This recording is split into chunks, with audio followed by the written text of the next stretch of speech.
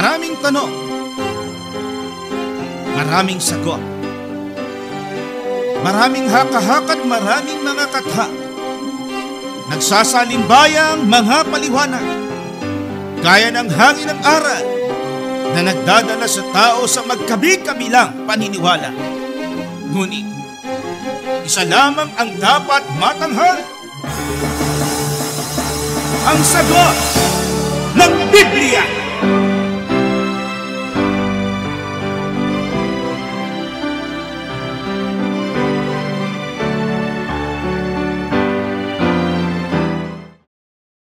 Gaya po ng inyong narinig, mga giliw naming taga-subaybay, sa palatuntunan ito na ang kabanal-banalan, ang bahagi pong ito ng ating programa ay pinamagatan po nating ang sagot ng Biblia.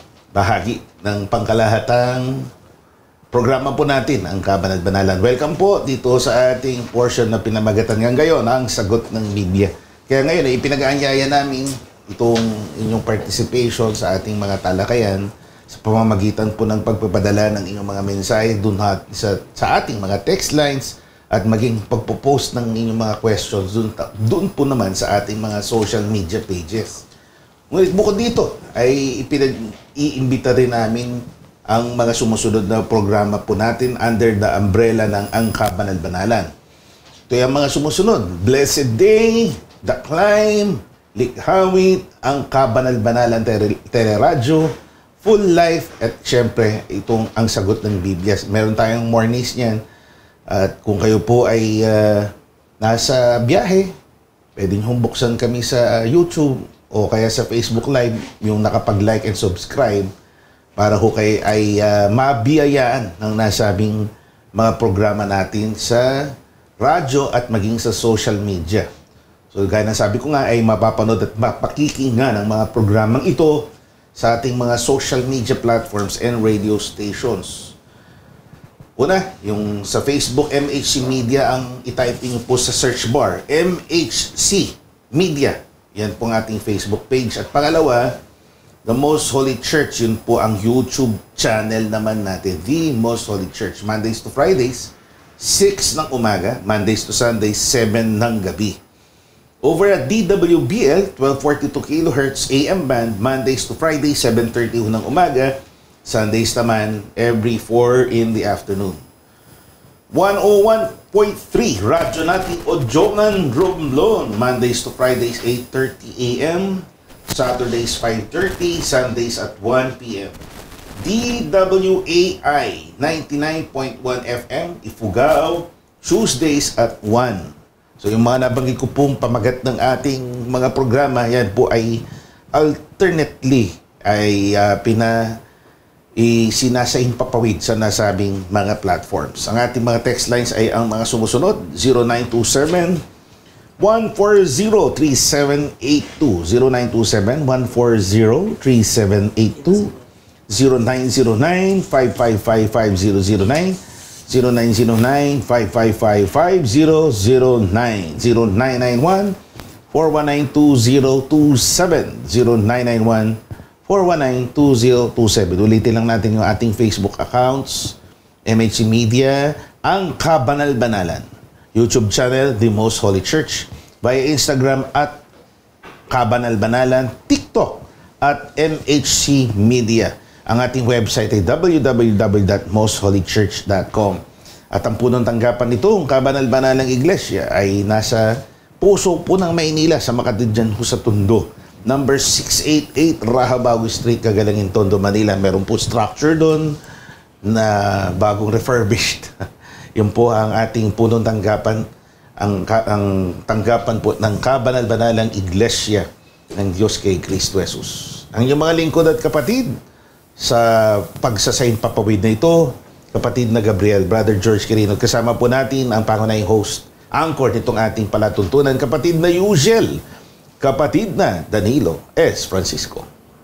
Salamat po, kapatid na Gabriel. Opo. At salamat po sa inyo, mga giliw naming taga-subaybay, sa patuloy na pagpapahintulot po ninyo na kayo ay aming mapaglingkuran sa parang ito, na ang inyong mga tanong ay sinasagot po namin sa pamamagitan ng Biblia.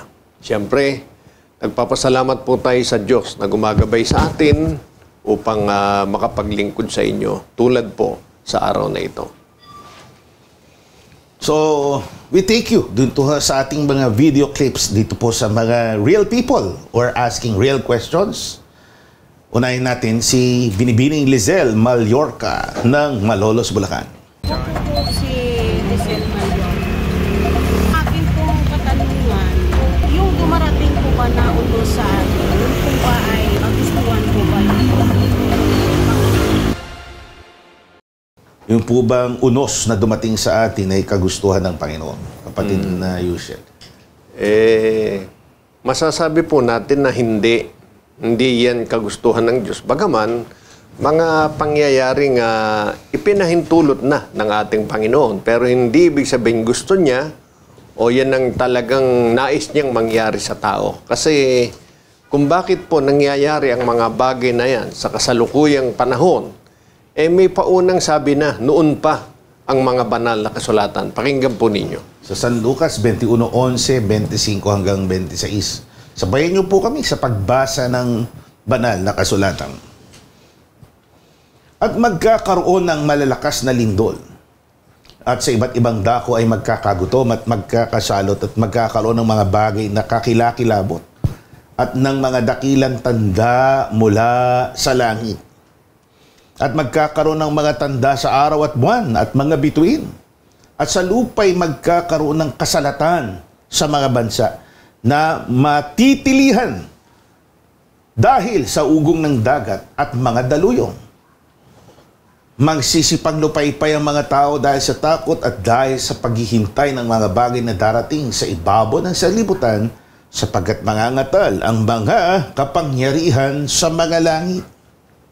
O yan. Napakalinaw po ng ating nadinig. Yan po'y sinalita ng ating Panginoong Diyos na tiyak na mangyayari. Halimbawa, ang mga malalakas na lindol, malalakas na daluyong, yun yung, ano yung tawag doon sa daluyong? Tsunami. Yan. Yan ang mga tidal waves. Yan talaga sinabi ng Panginoon. Hindi lang yan. Marami pa pong mga tiyak na mangyayari. At yan po, kung atin pong sasangguniin ang siyensya kung bakit nangyayari yan, hindi po dahil sa gusto ng Diyos. Ang talagang ugat ng mga bagay na yan. Kaya noon pa, sinabi ng yan ay tiyak na mangyayari dahil sa nakikita po na sitwasyon at kaugalian ng mga tao sa mundo. Opo. Ano ba ang ugali ng mga tao sa mundo na ito ang nakita ng Diyos noon pa na talagang mangyayari? Naging mapaminsala po kasi ang tao. Opo. At yung kapinsalan, yung kapabayaan, yung pag-aabuso sa kalikasan, yan po'y contributive o nakapagdulot po ng kakaibang behavior ng ating panahon. Opo. Ang tawag po dyan ay, halimbawa, yung global warming. Na dahil sa mga gamit na kemikal ng mga tao, napupunit yung pong tinatawag na isang layer. Yung ozone layer. Alam naman natin, yun ay bahagi ng nilalang ng Diyos. Opo, na parang sala, screen.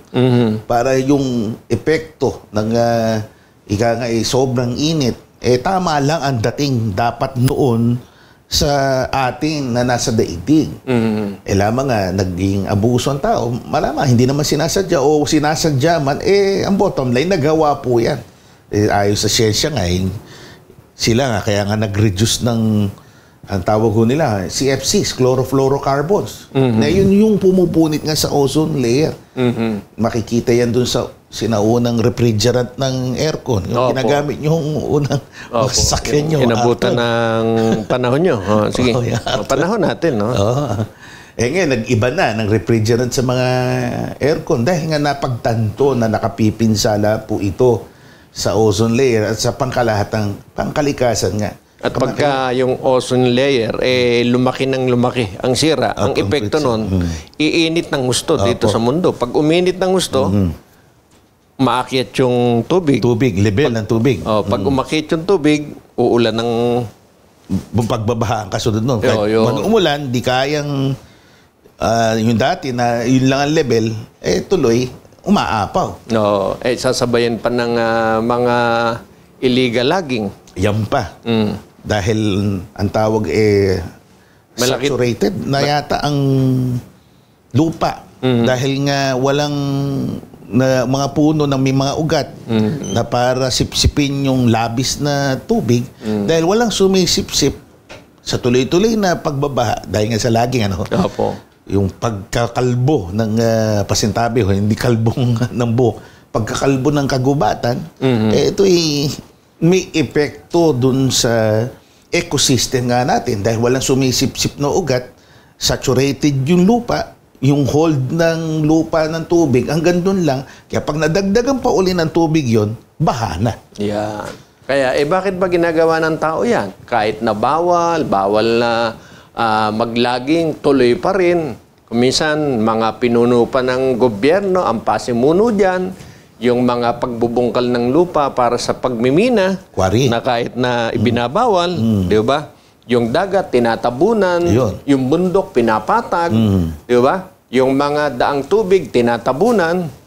Opo. Di ba? Opo. Sa pag-aaral nga ng iba sa gobyerno, yung dating dinadaanan ng tubig, may portion doon na ginawang daanan ng sasakyan. Tapos Opo. nagtataka pa tayo ngayon, bakit baha? Yung pala, yung dating dinadaanan ng tubig yon. Hindi siya meant para daanan ng sasakyan ng tao. At pagkatapos, ang akala ng tao, yan, nagagalit na ang Diyos.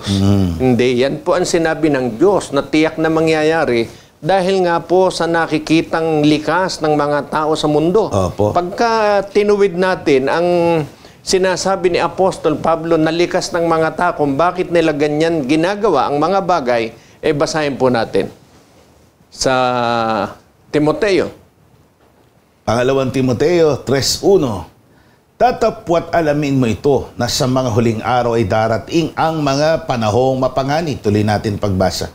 Sapagkat ang mga tao ay magiging maibigin sa kanilang sarili, maibigin sa salapi, mayayabang, mga mapagmalaki, mapagtungayaw, masuway sa mga magulang, mga walang turing, mga walang kabanalan. 3. Mga walang katutubong pag-ibig, mga walang paglulubag o paglulubag, mga palabintangin, mga walang pagpipigil sa sarili, mga mabangis, hindi mga maibigin sa mabuti, mga lilo, mga matitigas ang ulo, mga palalo, mga maibigin sa kalayawan, kaysa mga maibigin sa Diyos. Namihan nyo ng kabanalan, datapwa tinatanggihan ang kapangyarihan nito. Dumayo ka rin naman sa mga ito. Yan. Yan mismo. Di ba? Ang mga tao, sabi ni Apostol Pablo, maibigin sa sarili. Di baling mapinsala yung kapwa niya. Selfish, no? Basta siya kikita ng malaki. Laki ng kita sa illegal logging. Opo. Yan sabi ng iba. Opo. Sa pagmimina. Totoo yan. At kamakailan lang, kapatid na Yushel, yung kalikasan, gawa nga ng Diyos yan eh. Opo. Yung bagyo na pagtanto ng mga siyensya, yan po'y pambalanse. Yan eh, kasama nga sa balansing ginawa ng Diyos. Kaya yung manakanakang pagdalaw ng bagyo, kasama yan sa, hindi talaga yan dapat pipinsala. Lamang nga, dahil sa ginawa nga ng tao, sa pagiging makasarili, Opo. naging malala ang mga bagyo, naging mapaminsala, mas maraming tubig na dala, mas malakas na hangin ang dala-dala. Ito'y resulta ng pagpapabaya ng tao. Yan. Kaya yan ang nangyayari. Kaya maliwanag po ang sagot ng Biblia. Hindi po gusto ng Diyos yan. Yan po ay resulta ng kasakiman ng maraming tao, kagustuhan ng tao na para sa kanyang sarili, para may maitusto sa kanyang kalayawan.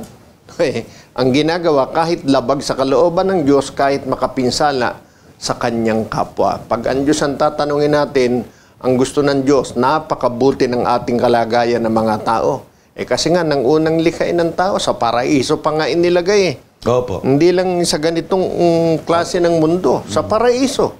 Kaya lang, ang tao nga, hindi ang Diyos ang sinusunod. Kaya yan ang nangyari. At hindi tumigil ang tao sa pagsunod sa sariling gusto hanggang ngayon.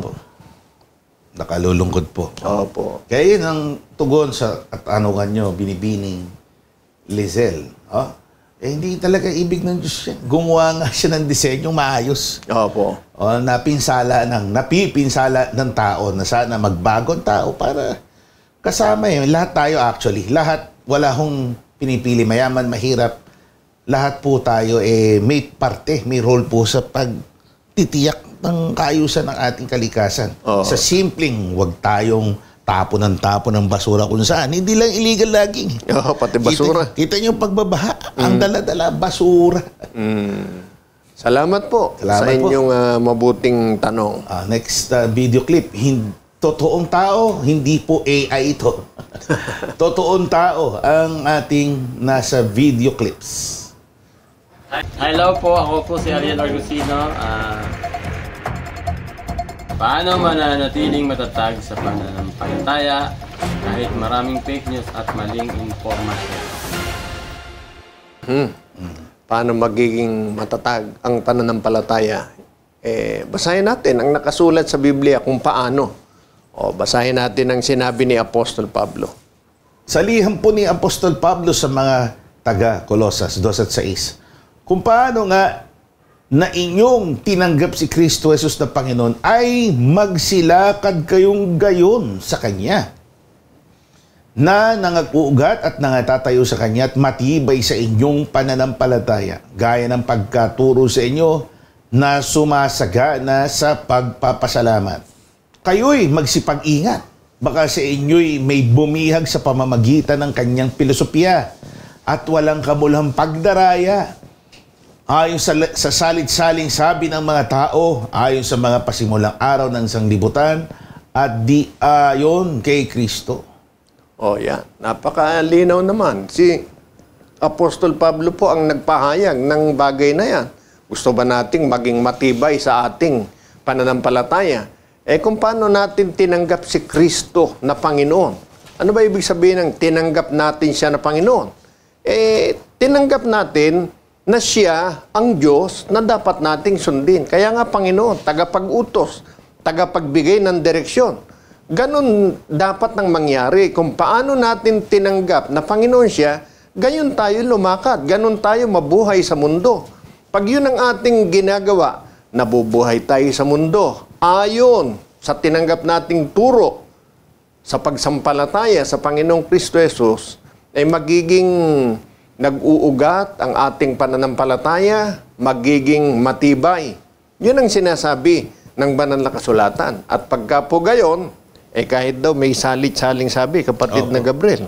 Hindi ka maapektuhan. Opo. Dahil ikaw nakasay kay Kristo, ang focus mo kay Kristo, kaya kahit na anong nagkalat na fake news, yan po yung generic term na ngayon basta peke o huwad, yun ang ibig sabihin yan na pagpapaliwanag, maging ito'y tinatawag na filosofiya o di kaya ay ipinag-aakalang karunungan. Sabi nga ni Apostol Pablo sa ibang liham niya sa wikang Ingles, science falsely so-called. Hindi niya kinokontest ang siyensya o agham, pero may nagpapanggap na agham o siyensya para lang kontrahin ang sinabi ni Kristo at sasabihin niya, ito ang totoo. Tapos fake news daw, binabaligtad. Fake daw ang ating Panginoong Hesus. Siyempre, sila entitled dyan sa mga paniniwalang yan. Pero hindi natin may tatanggi sa panahon ito na naglipan ang fake news, kahit turo ni Kristo tinutwist na ho ngayon at sila yung tumitindig na para bagang sila ang genuine news, sila yung makatotohanan. Halimbawa, sinabi ng Panginoong Kristo Jesus, sa Panginoon mong Diyos, sasamba ka, siya lang ang paglilingkuran mo. Ibig sabihin nun, isang Diyos lang sasambahin mo, isang Diyos lang paglilingkuran mo. Merong nagtuturo, hindi ba mas maganda yung maraming Diyos kaysa isa lang? Tatanggapin nyo ba yun? Pagka po ganon, maliligaw tayo. Yun bahagi ng fake news. Yung salit-saling sabi, huwag kang magwawali sa gabi. Lalabas ang swerte. ibalik ang swerte. Sabi nga, Okay. balik yung kalat. Opo. Kung minsan naman, yan ang sabi ng aking mga magulang. Kung ayon sa Biblia po yun, ayon sa turo ng Panginoong Kristo Jesus, sundin natin. Pero kung hindi ayon sa turo ng Panginoon, ang panatilihan natin, yung turo ng Panginoon. Huwag yung turo na bunga ng salit-saling sabi. Kasi pag ganun po, hindi tayo magiging matatag. Para tayo maging matatag sa ating pananampalataya, yung mga kautusan, mga aral ng Panginoon, yun ang ating patuloy na gawin. Hindi alam lang. Kailangang isakabuhayan po natin at yun po ang magpapatatag ng ating pananampalataya. Hindi natin maaawat yan, yung fake news. Kasi sa malayang pagpapalitan ng mga ideya, nandiyan yan, nagpepresenta yan. Huwag nating hayaan lang na ito ang manaig sa atin. Opo. Laging panghawakan yung turo ni Kristo. At para sigurado tayo na hindi tayo madadaya niyan, ang bilin po ng Biblia noon pa sa Kawikaan 9 o 19:27. Etong sabi, magtigil ka, anak ko, sa pakikinig ng aral na nagliligaw lamang mula sa mga salita ng kaalaman. O yan. Alam mo ng fake news. Bakit fake news? Yung nagtuturo, alam mo namang hindi naman totoo yung itinuturo dahil hindi naman talaga mangangaral ng Diyos. May dalang Biblia, mahusay magsalita. Pero alam mo namang ang itinuturo, maraming Diyos, maraming aral na hindi ayon sa nakasulat sa Biblia. Bet mo pakikinggan yun. Pagka gayon, sabi ng Biblia, kung gusto mong tumibay sa pananampalataya, magtigil ka, anak ko, sa mga aral na magliligaw lang sa'yo. So yung fake news, bulaan. Bulaang tagapagturo. Opo. Dala talaga yung kabulaanan o fake news. Salamat po, kapatid na Yusel. Opo. Pakinggan natin ang isang awitin. Mula kay Sister Agape, kapatid na Aban Macalino from Baliwag, Bulacan. Kapayapaan po sa lahat ng taga-subaybay sa programang Ang Sagot ng Biblia. Sister Aban po, Choir of Zion member po sa Kabanal-Banalang Iglesia ng Diyos kay Kristo Jesus. Maglilingkod po sa inyo through original music sa loob ng aming church na tinatawag na likhawit. God is good all the time. Alam po natin yan. Lahat ng bagay na nangyayari sa ating buhay, ito ay nagkakalakip-lakip para sa ating ikabubuti. Kung patuloy nating nararanasan ang nag-uumapaw na pagmamahal ng Diyos sa atin, ang kaganyang kagandahang loob at kanyang paulit-ulit na pagpapatawad sa kabila ng ating mga pagkukulang o pagkalimot sa Kanya. Kung iisipin natin ang lahat ng ito, hindi po ba't nakaka-overwhelm? Mahal na mahal tayo ng ating Panginoon. Kaya naman, minsan pa ay purihin natin siya. Minsan pa ay ibalik natin sa Kanya ang kapurihan. Awitan natin siya, minsan pa.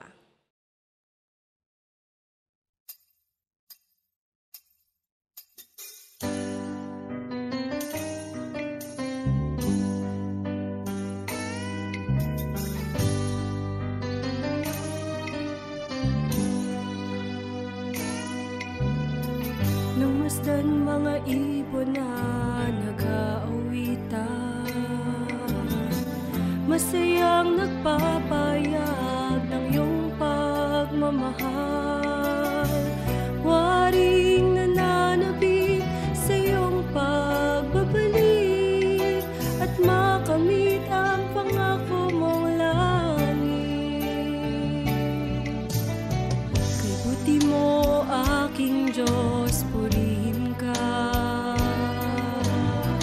sa iyong pag-ibig na ipinadarama.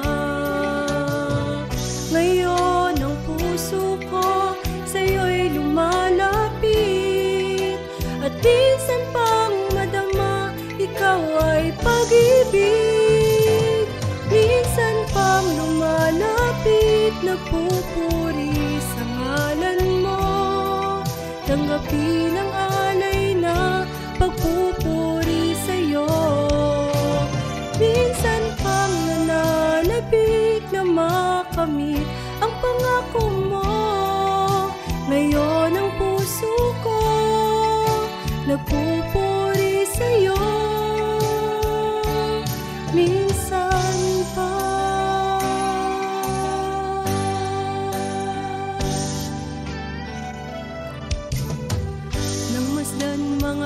ko na nag-aawitan,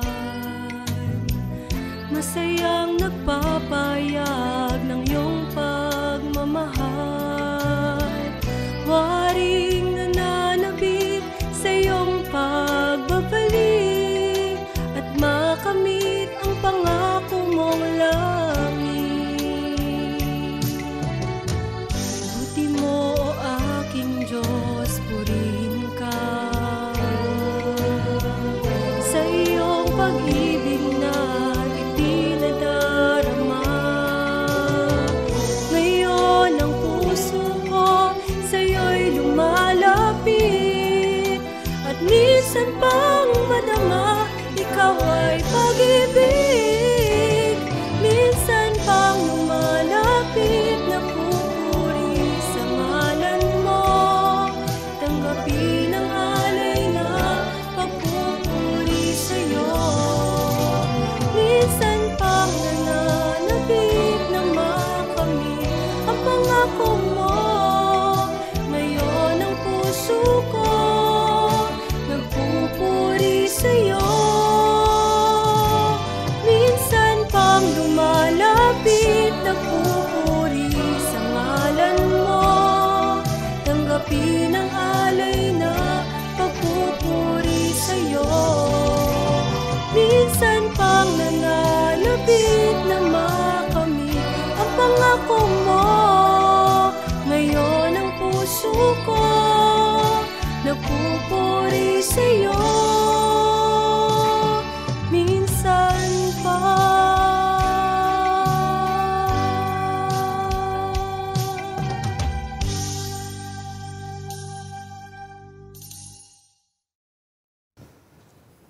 Ang kasunod po na ating video clip.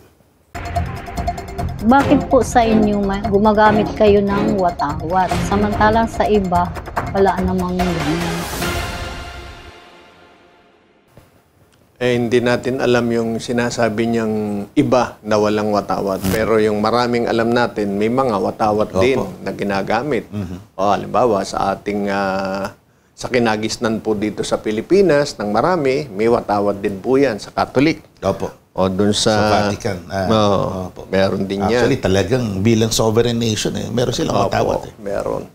Kaya yung mga kilala, baka hindi lang natin nakikita, yung sa diliman, meron ding watawat yan, malaki rin. Di ba? Kaya, ang mabuti, maliwanagan natin, bakit tayo may watawat? Biblical po yan. At yan nakasulat. Pakinggan po ninyo. Aklat ng mga awit, 64. Nagbigay ka ng watawat sa nangatatakot sa iyo upang maiwagayway dahil sa katotohanan. Yan. Meron po talagang watawat na ipinagkaloob ang Diyos. Ang layunin, kailangan nitong iwagayway dahil sa katotohanan. Kaya hindi po ito paglabag sa kalooban ng Diyos ang pagkakaroon ng watawat sa kalipunan ng mananampalataya sa kabanal-banalang iglesia ng Diyos kay Kristo Jesus. Ito po ay isang paraan ng pagsunod sa kalooban ng Panginoon para maiwagayway sa buong mundo ang katotohanan na tinanggap ng kanyang mga mananampalataya. At hindi lang po yan. Ang simbolo po ng watawat na yan, pagka babasahin natin sa Biblia, ay pakinggan po ninyo. Awit ng awit 2 at 4. Dinala niya sa bahay na may pigingan, at ang kanyang watawat sa akin ay pagsinta. Napakaganda, kapatid na Gabriel. It's a symbol ang watawat. No? Ayun, nakalagay, pagsinta, pag-ibig. Kahit na tayo, tayo mga tao, gustong-gusto natin ng mga symbols, representations. Lalo na sa Biblia, gumagamit din tayo ng, based on the Bible, mga watawat. Ito, watawat ng Diyos. Binigay niya sa kanyang mga mananampalataya bilang simbolo ng kanyang pagmamahal o pagsinta. Opo. Kaya mapapansin po ninyo sa watawat na itinataguyod ng kabanal-banalang iglesia ng Diyos kay Kristo Jesus, ang nasa itaas po niyan pagka iwinawagayway ay kulay pula, dahil ang pula ay simbolo ng pag-ibig, hindi po ng giyera. Opo. So sana klaro yun sa atin, no? Opo. Sa ating kaibigan, lahat. Masasabi natin lahat merong watawat. Baka hindi nyo lang napapansin. Ina-adapt po ng kabanal-banalang iglesia kasi biblical. Opo. Salamat po. Next po, mula sa Patero, si Binibining Geraldine Go. Geraldine Go po. Bakit po di kayo nagsa-sign of the cross?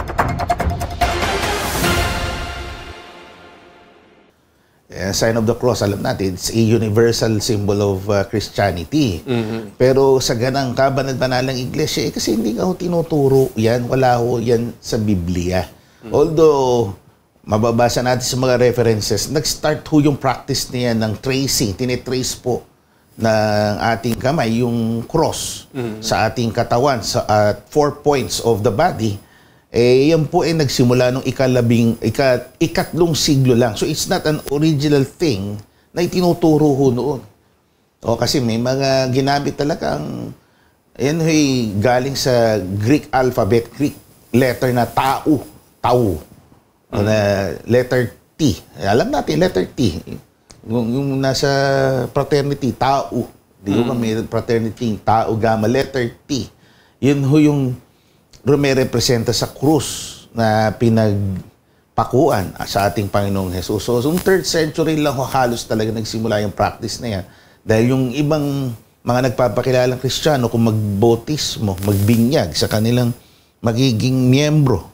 Hindi ho sa atin yon. Pag nagmimiyembro, binabasbasan ng Hugis Cruz. So, sa kinalaunan, yung po ay tinuturing na parang gesture ho ng basbas at para ang direksyon nung tumatanggap, sana ako rin gumawa nito. Trace niya na rin yung gamit nung nagbabasbas sa kanya. So dun ho parang nagsimula yung practice ng signing of the cross. Pero as a doctrine o doktrina sa Biblia, wala po yan. Hindi po itinuturo ng Biblia. Ang sa ating mga Pilipino, tawag ay pag-aantanda. Antanda. Pag-aantanda. Yung mauna sa noo. Opo. Sunod sa kaliwa o kanang balikat ba? Pababa. Ayun. Tapos yun. Yun. Ang pag-aantanda. Wala ho nun sa Biblia. Ngayon, kung gusto nila, nasa sa kanila po yun. Pero kung i-direct po sa atin ang katanungan ito, ba't di natin ginagawa? Hindi ginagawa. Opo, wala po kasi sa Biblia yan. At dahil sa hindi itinuturo ng Biblia, maliwanag po ang ating mababasa na ibinibilin sa atin. Dahil tayo mga lingkod ng Diyos, hindi pwedeng hindi natin sangguniin ang nakasulat sa Biblia. Pakinggan po ninyo, basahin po natin ang nakasulat. 1 Corinto 4 at 6. Ang mga bagay ngang ito, mga kapatid, ay inianyo ko sa halimbawa sa aking sarili at kay Apolos dahil sa inyo. Upang sa amin ay mga tuto kayo na huwag magsihigit sa mga bagay na nangasusulat. Upang sino man sa inyo huwag magpalalo ang isa laban sa iba. Yan. Napakalinaw po Huwag magsihigit sa nasusulat. Ibig sabihin, ang sundin lang natin, ang gawin natin kung ano yung nakasulat sa Biblia. Wala naman pong nakasulat sa Biblia na tayo ay mag-sign of the cross pagka natatapat sa sementeryo, sa simbahan, sa harap ng altar, pagkabababa ng hagdan, pagsasakay ng sasakyan, pagtatakbo ng sasakyan, marami. Okay, nasa panganib. Opo. Okay, nagitla. O kaya ay magpapasalamat sa Diyos. Okay, kumidlat. Yan. Wala pong nakasulat sa Biblia na mag-cross kayo, sign of the cross, pagka merong ganyang mga sitwasyon. Sabi ng Biblia, huwag tayong maging gayon. Kaya hindi po iniuutos ng Diyos yan. At kung yan po hindi iniuutos ng Diyos, labag po yan sa kalooban ng Diyos kung ginagawa ng isang tao, lalo na ng mananampalataya ng Diyos. Salamat po, Sister Geraldine Go ng Pateros. From South, punta ulit tayo sa North. Mula sa May Kawayan, si James Matthew. Ako si James Matthew. Nakatira po sa Malacca. Ang tanong ko po ay, alin na mas mahirap? Magpatawad o humingi ng tawad? Magpatawad o humingi ng tawad. Alin ang mahirap? Yung pong magpatawad, saka humingi ng tawad, pareho pong iniuutos ng Diyos yan sa tao. Pag nagkasala ka, matuto kang humingi ng tawad.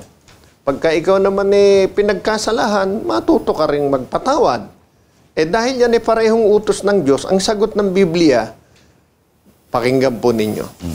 Narito, unang Juan 5:3, sapagkat ito ang pag-ibig sa Diyos na ating tuparin ang kanyang mga utos at ang kanyang mga utos ay hindi mabibigat. Yan. Sa ibang salita nung hindi mabibigat, parang yung sinabi ni Brother Matthew o Brother James, alin ang mahirap? Wala pong mahirap. Kung kinikilala natin ang pagpapatawad o humingi ng tawad ay utos ng Diyos, hindi natin ito titingnan na mabigat o iisipin na mahirap. Dahil pag ginawa po natin ito, pinatutunayan natin na mahal natin ang Diyos. Parang pagsunod sa utos ng magulang. Binibilang ba natin na ang pagsunod sa utos ng magulang mahirap? Pagkatamad yung anak, kahit na tsinelas lang ang ipinaabot ng magulang, mahirap talaga yon. Opo. Totoo po yan. Pero pagka ang anak mapagmahal sa magulang, hindi pa inuutusan yan, naabot na tsinelas. Opo. So, walang issue. Hindi dapat issue ko nung mas mabigat o mas gamagaan. Parehas yung utos yan na kailangan tupdin. Lalo na yung pagpapatawad. Sabi nga ng Panginoon, kayo pinapatawad ko, anong puwang para sa inyo hindi na magpatawad? At kung ikaw din naman ay nagkasala, mahirap, hindi dapat maging mahirap sa'yo ang humingi ng paumanin o kapatawaran. Pagka sa tingin niya, hindi niya matanggap na siya may kasalanan, mahihirapan talaga siyang humingi ng tawad. Pag hindi niya tanggap yun na siya nagkasala, at kung ang isang tao naman hindi talaga nakahanda na patawarin o talagang mahirapan siyang magpatawad. Pero kung kikilalanin natin yan ay utos ng Diyos sa atin at ang Diyos ay mahal natin, maliwanag. Hindi po mahirap. Walang mahirap. Hindi mahirap magpatawad, hindi rin mahirap humingi ng tawad. So, sana matanggap mo yan, brother. At sa lahat ng ating mga taga-subaybay, masampalatayan na natin, napakahalaga ng utos ng Diyos na yan. Kasi pag di ka marunong magpatawad, ikaw ang unang nahihirapan. Ayaw mong makita yung nagkasala sa iyo. Pag nakita mo, kumukulo yung dugo niya. Gaano kahirap na kumukulo ang dugo mo? Di ba? Para kang nagsisigip ang dibdib. O di ba mahirap yun? Kaya ikaw ang unang nahihirapan. Pagka naman di ka marunong humingi ng tawad, mahirap din yun. Di ba? So, ang sigurado, ang garantisadong tama, walang usaping mabigat o magaan. Sundin mo lang, magpatawad, humingi ng tawad, parehas lang. Opo. Salamat, Brother James. Balikan natin si Sister Aban Macalino. Ang kanyang awitin naman, Harana sa kapatid na sinisinta. Kapayapaan pong muli sa aming mga taga-subaybay. Alam niyo po, maraming gawa ng pagmamahal ang maaari nating gawin para sa ating kapatid. Nariyan na atin siyang tulungan sa panahon ng kanyang pangangailangan. Patawarin kung nakagawa man siya ng kasalanan sa atin o kaya ay damayan sa panahon ng kanilang kalungkutan. Tunay nga na ang isang nagmamahal ay humahanap ng paraan para ito ay patunayan.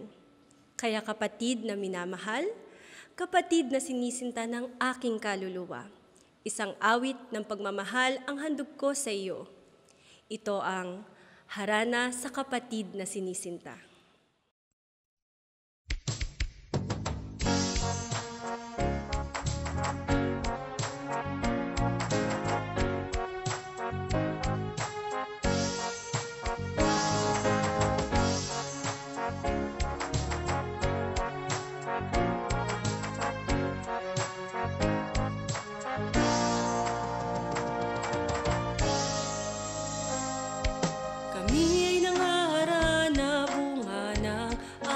Pagsinta ang aming nalalaman. pagsuyo ng ating Ama. Dinggin niyo sana, sikap na nalikha, bunga ng pag-ibig, kayo'y aming hinaharana. Umidak sa tuwa, na kayo'y aming makita, pumapalakpak, nagpapapadyak, nasaliw ng musika. Isang gawang hayak at pagsintang di mapigilan, nawa'y amin kayong mapaligaya. Nagpawas man ang tinig at katawa'y napapagal, napapawi pag kayo'y nakitang masaya. Kapag kayo'y ngumingiti sa amin, ito ay sapat na. Kami ay nangaharana, bunga ng aming pagsinta. Ang aming dala-dala ay pagsuyo ng ating Ama. Dinggin niyo sana, sikap na nalikha, bunga ng pag-ibig, kayo ay aming hinaharana. Umindak sa tuwa, na kayo'y aming makita, mapalakpak, nagpapapadyak, nasaliw ng musika. Isang gawang hayak at pagsintang di mapigilan, nawa ay amin kayong mapaligaya. Pawas man ang tinig at katawa'y napapagal, napapawi pag kayo'y nakitang masaya. Kapag kayo'y ngumingiti sa amin, ito ay sapat na. Puso namin ay binubuksan, munting haranay, inyong pagdamutan. Ang hangad namin kayo'y mapaligaya, hikain ang isang makalangit na pagsasama-sama. Umindak sa tuwa, na kayo'y aming makita, pumapalakpak, nagpapapadyak, isaliw ng musika. Isang gawang hayak at pagsintang di mapigilan, nawa ay amin kayo mapaligaya. Pawas man ang tinig at katawa'y napapagal, napapawi pag kayo'y nakitang masaya. Kapag kayo'y ngumingiti sa amin, ito ay sapat na. Umindak sa tuwa, na kayo'y aming makita, pumapalakpak, nagpapapadyak, nasaliw ng musika. Isang gawang hayak at pagsintang di mapigilan, nawa ay amin kayong mapaligaya. Pawas man ang tinig at katawa'y napapagal, napapawi pag kayo'y nakitang masaya. Kapag kayo'y ngumingiti sa amin, ito ay sapat na.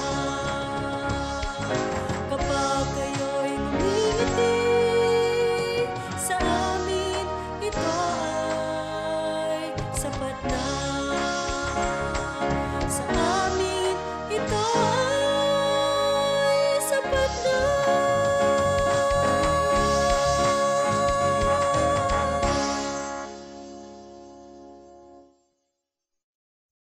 Okay, sister, salamat po sa uulitin. Papakinggan po namin kayong muli. Ang kasunod pong video clip ay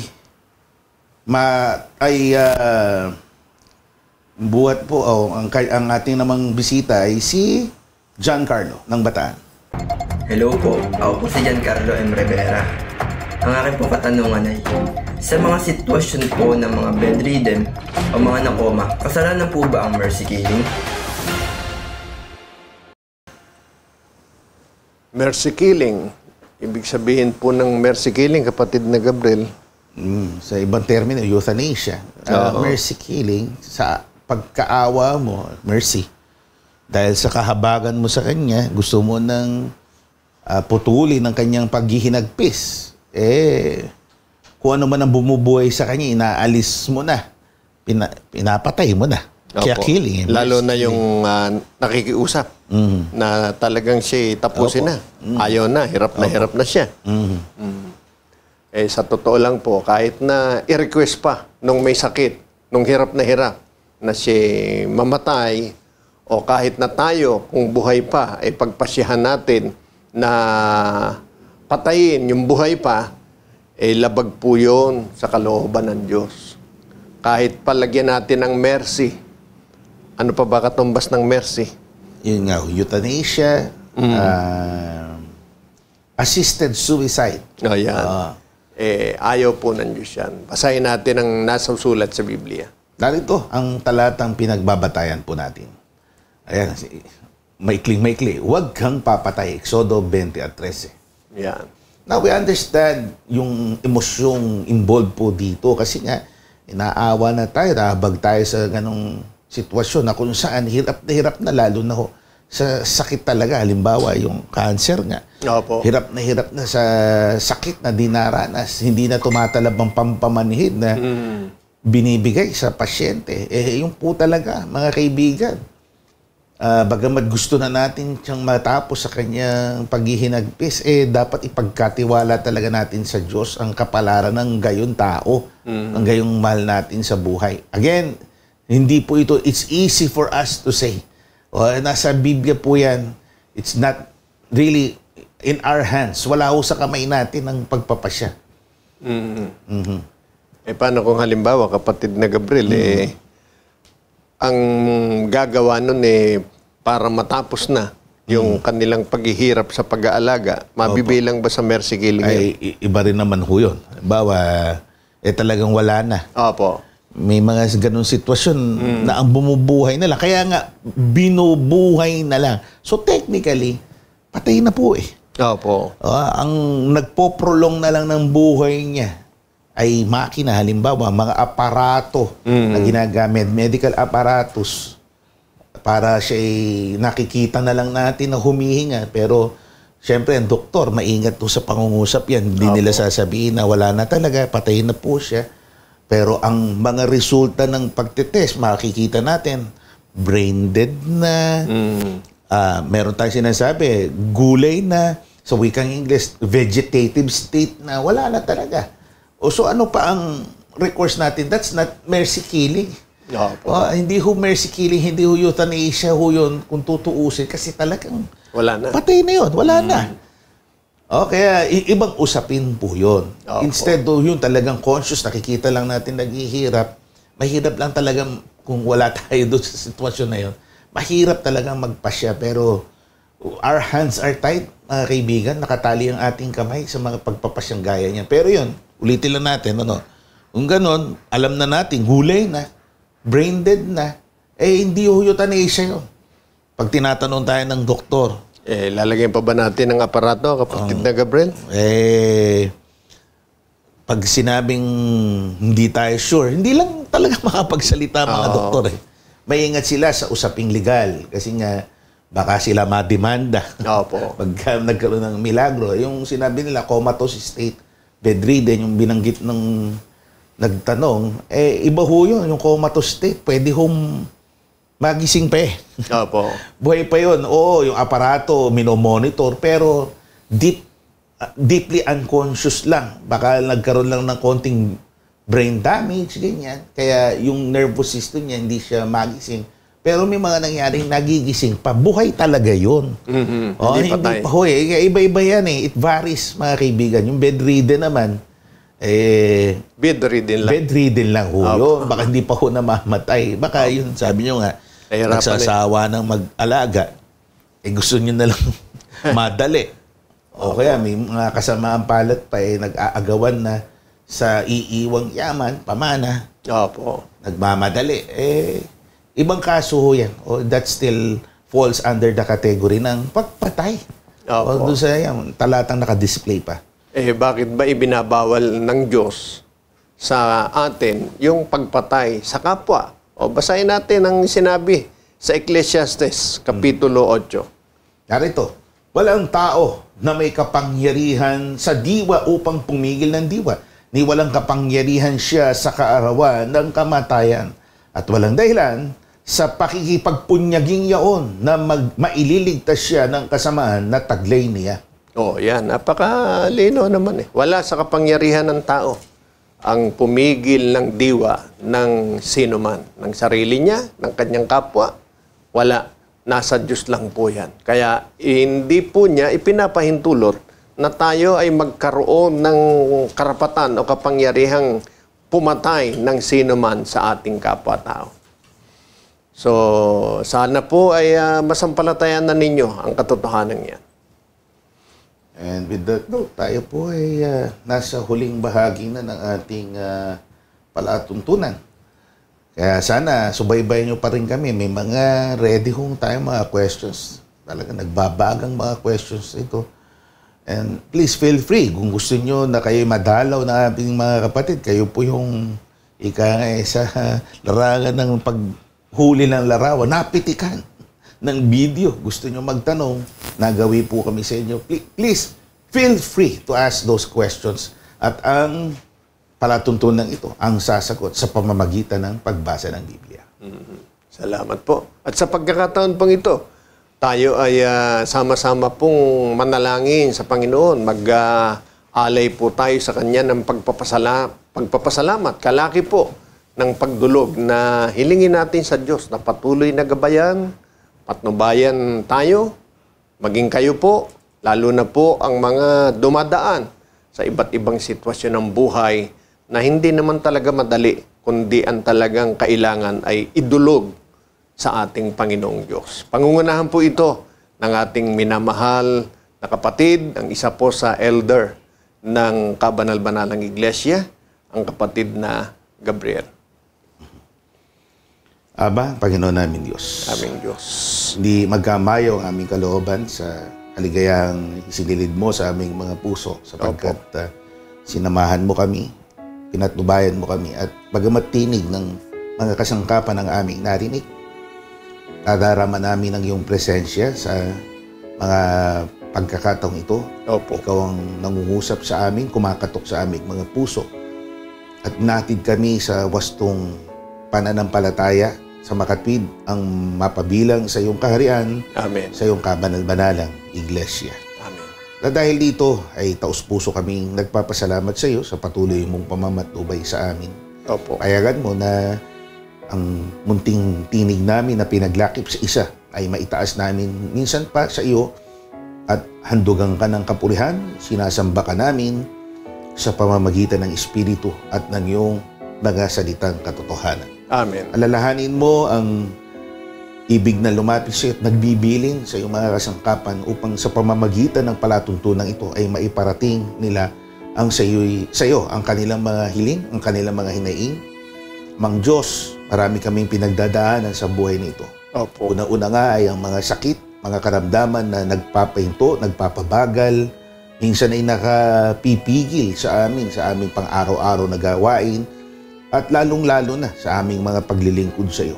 Hindi sa kami ay nag-uutos, kundi namamanig kami na minsan bang iunat mo ang iyong bisig, hapusin mo ang aming mga lupang katawan. Amen. Panauliin mo ang kalakasan ito, pawiin ang mga nagiging karamdaman namin. Opo. Upang ang manauling kalakasan nito magamit namin sa natatanging mga paglilingkod sa iyo, ang pakikipagkapwa-tao namin, ang pakikipag-fellowship namin sa aming kapwa-kapatid, kalinsabay ang pagbibigay kapulihan sa iyong pangalan sa mga panahon ng aming mga pananambahan. Amen. Lalahanin mo rin ang mga nagiging kasangkapan sa palatuntunan ito, mga nagtataguyod, nagkakaloob ng tulong, naghaabuloy, nagbibigay ng referrals, at sa pangkalahatan ay idinadalangin nila ang tagumpay nito.